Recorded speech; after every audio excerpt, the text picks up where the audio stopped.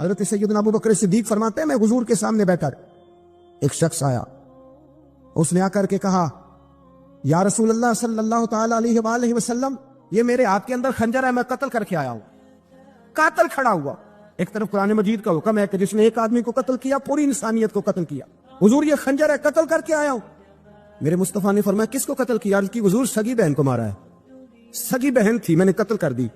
میرے نبی پاک صلی اللہ علیہ وسلم نے فرمایا کیوں مارا؟ پیار نہیں تھا؟ کہا بہن سے کس کو پیار نہیں ہوتا، بڑا پیار تھا، پر مارا کیوں؟ تو صحابی رونے لگے، کہنے لگے محبوبہ میں بڑا پیار کرتا تھا، پر وہ کافرہ تھی، مشرکہ تھی، بڑا پیار کرتا تھا، جب بھی اس کے پاس جاتا وہ آپ کے بارے میں بات چھیڑ دیتی، میں اس کو کہتا سارا کچھ کر لے میرے نبی کے بارے میں بات نہ کر دو، میں ہر شے سہ لیتا، پر مصطفیٰ کریم کی ذات کے بارے میں کوئی بات برداشت کرنے کی طاقت نہیں رکھتا، یہ والا جملہ نہ کہنا۔ میں اس کو روکتا، منع کرتا، وہ باز نہ آتی۔ کہتے ہیں آج اس نے اتنی سخت بات کی کہ میں اس کا گلا کاٹ آیا ہوں، قتل کر دیا ہے، حضور میرے لیے حکم کیا ہے؟ تو نبی پاک نے فرمایا جا، تیرے اوپر کوئی سزا نہیں، تو نے جو کیا ہے اچھا ہی کیا ہے، یہ اچھا کر ڈالا ہے جو تو نے کیا ہے۔ ایک صحابی نابینا تھے، آنکھوں سے نظر نہیں آتا تھا، رشتہ کوئی نہیں دیتا تھا، معذور آدمی تھے، نکاح ہوا، شادی ہوئی، 2 بیٹے دیے اللہ، گھر بس گیا، بیوی کپڑے دھو کے دیتی، خدمت کرتی، روٹی پکا کے دیتی، بچے بڑے حسین تھے، اور وہ صحابی خود فرماتے ہیں، نابینا صحابی کہتے ہیں موتیوں کی طرح کے میرے بچے، جو بھی آتا آ کے کہتا تیرے موتیوں کی طرح کے لال ہیں۔ لیکن آپ فرماتے ہیں ایک صبح اعلان ہو گیا، مدینے میں شور ہو گیا، کچھ نابینا صحابی کی بیوی قتل ہو گئی، کسی نے خنجر کے دبایا، مر گئی ہے۔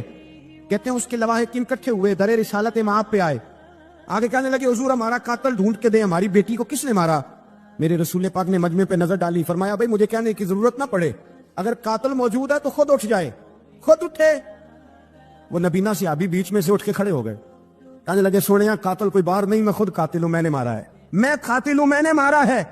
مصطفیٰ کریم سید عالم صلی اللہ علیہ وسلم نے فرمایا تجھے تو اس کی بڑی ضرورت تھی، بڑی عادت تھی، تیری بیوی تھی، تیرا گھر سنبھالتی تھی، تیرے بچے تھے۔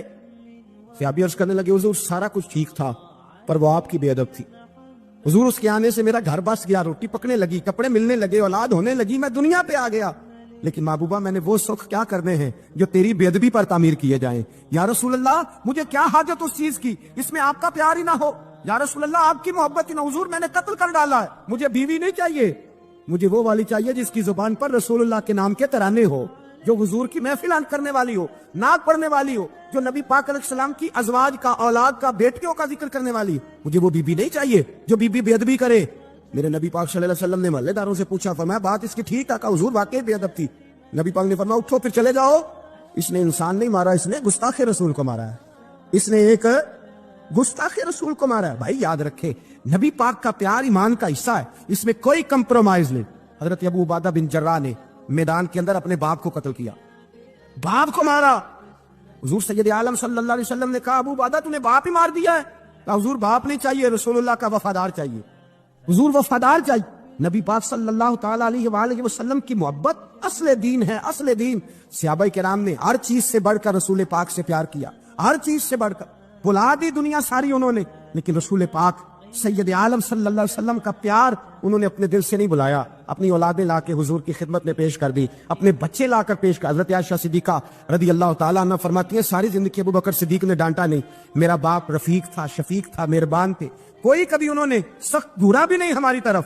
لیکن کہتی ہے ایک دن میں حضور کے ساتھ گفتگو کر رہی تھی، بچی تھی، میری آواز ذرا بلند ہوئی تو کہتے ہیں جناب ابو بکر صدیق رضی اللہ تعالیٰ عنہ باہر سے دوڑے آئے، اندر آئے، حضرت ابو بکر نے تھپڑ اٹھایا، میرے منہ پہ مارنے لگے، حضور آگے بڑے بچایا۔ میں نے کہا ابا جی آپ نے تو گھورا بھی کبھی نہیں، یہ کیا ہوا؟ حضرت جناب عائشہ صدیقہ کہتے ہیں ابو بکر صدیق رو پڑے، کہنے لگے عائشہ میرے اوپر سے پہاڑ بھی گزر جائیں تو مجھے تکلیف نہیں ہوتی، اور میرے مصطفیٰ کے سامنے کوئی اونچا بولے بھی تو میرا دل ٹوٹ جاتا ہے۔ خبردار حضور سید عالم، حضرت عمر کا زمانہ تھا، کچھ لوگ آئے کہیں اور کے رہنے والے، مسجد نبی میں اونچی آواز میں بولنے لگے، اونچی آواز میں باتیں کرنے لگے۔ حضرت عمر نے بلایا، فرمایا ادھر آؤ، کون ہو، کہاں سے آئے ہو؟ کہنے لگے کوئی شام کا ہے، کوئی کسی ملک کا ہے۔ آپ فرمانے لگے تمہیں پتہ نہیں یہ روضہ رسول ہے؟ تمہیں پتہ نہیں یہ حضور کی مسجد ہے؟ لا ترفعوا اصواتکم فوق صوت النبی، تمہیں خبر نہیں تم کہاں آئے ہو؟ فرمایا اگر تم مدینے کے رہنے والے ہوتے میں تمہیں دھروں سے مارتا، تمہیں سزا دیتا، تمہیں ادب رسول کا نہیں پتا، تمہیں رسول اللہ صلی اللہ علیہ وسلم کے طریقے کا نہیں پتا۔ نبی پاک صلی اللہ علیہ وسلم کے وجود سے خون نکلا، حضور نے حضرت عبداللہ بن زبیر سے کہا ٹھکانے لگا دو، جاؤ ٹھکانے لگا دو، ایسی جگہ لگاؤ جہاں کسی کی نظر نہ پڑے۔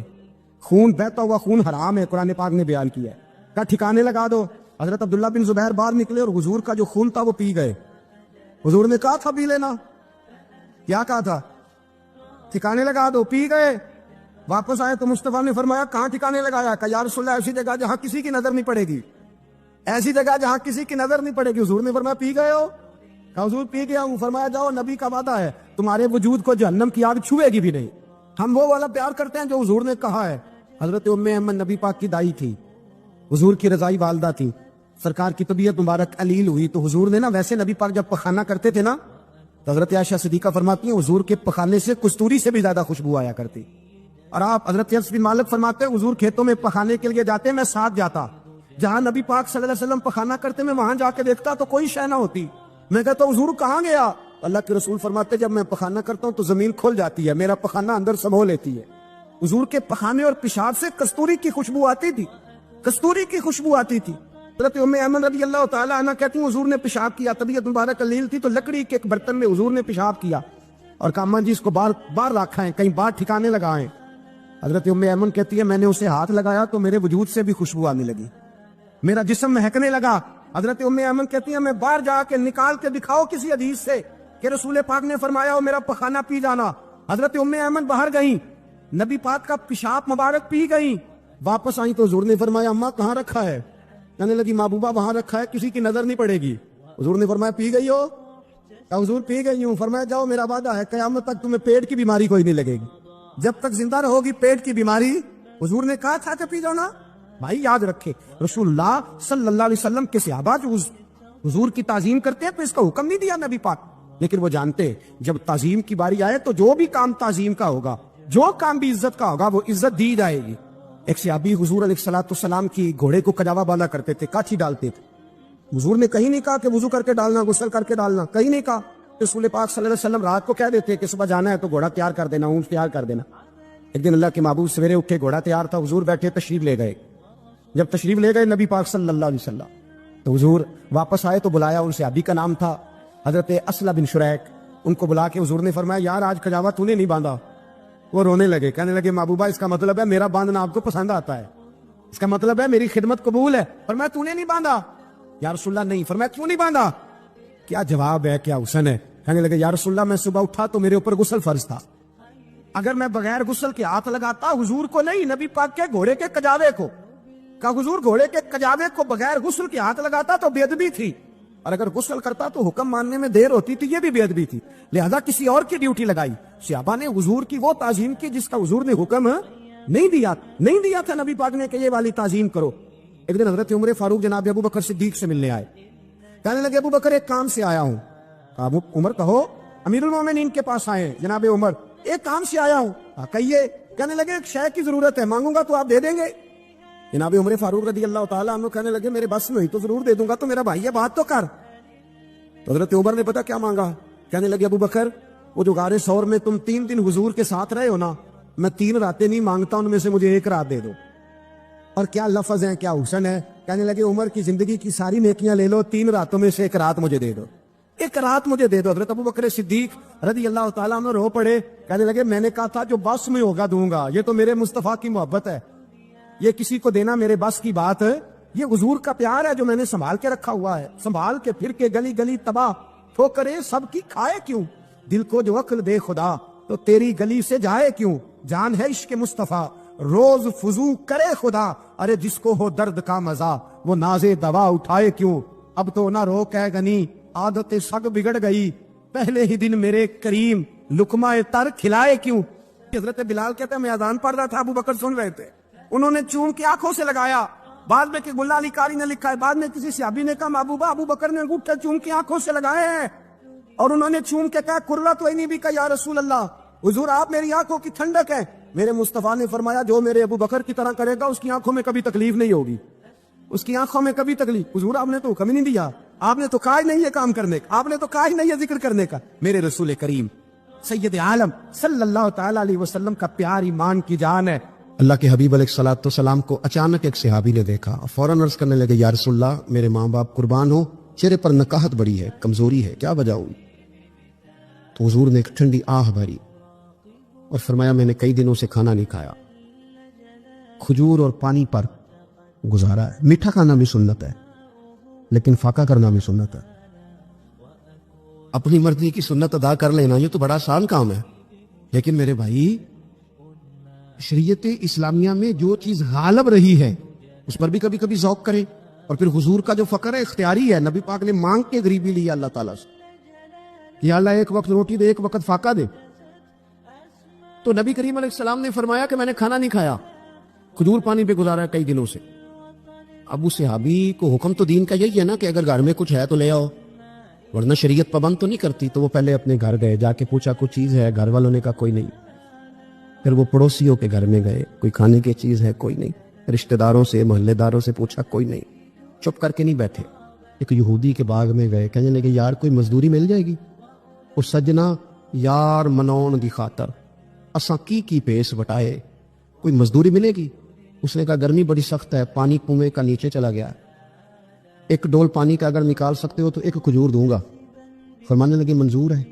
کہتے میں نے اپنے کندھے سے چادر اتار کے بچھا لی، ایک ڈول پانی کا نکالتا، ایک کھجور ملتی، وہ میں اس کپڑے میں ڈالتا جاتا، چادر میں ڈالتا جاتا۔ جب ذرا میری چادر بھر گئی کھجوروں سے، میں نے اسے سمیٹا، لے جا کے حضور کی بارگاہ میں پیش کیا۔ محبوب وہیں بیٹھے تھے۔ کہتے حضور نے میرا پسینے سے شرابور وجود دیکھا اور میرے چھالوں سے بھرے ہوئے ہاتھ دیکھے اور میرے تھکے تھکے وجود کو دیکھا، تو کریم نے ایک کھجور اٹھائی اور اٹھا کے منہ میں رکھی۔ حضور فرمانے لگے کس نے تجھے مجبور کیا یہ کام کرنے پہ؟ اس کی مجبوری تو کوئی نہیں نا، کس نے تجھے مجبور کیا؟ تو کہتے دو آنسو میرے بھی چھلک پڑے۔ میں نے عرض کی حضور ہمیں کوئی مجبور کر سکتا ہے؟ ہمیں آپ کی محبت نہیں مجبور کیا۔ حضور یہ محبت ہے جس نے مجبور کیا۔ یا رسول اللہ کائنات کی ہر چیز سے بڑھ کر آپ سے پیار ہے۔ یہ غریب آدمی، سادے لوگ ہیں، یہ بہت مہنگے تحائف لانے کی ظاہری پوزیشن میں نہیں ہے، لیکن دیکھو نا اظہار محبت کے معاملے میں کتنا بڑا دل رکھتے ہیں۔ یا رسول اللہ صلی اللہ تعالی علیہ وسلم، آقا محبت نے مجبور کیا، وہاں انعام نہیں ملا، ظاہری طور پر جو انعام ہوتے ہیں وہ نہیں، اس کا نہیں حضور نے اعلان کیا۔ حضور فرمانے لگے سن پھر، اگر تو مجھ سے محبت کرتا ہے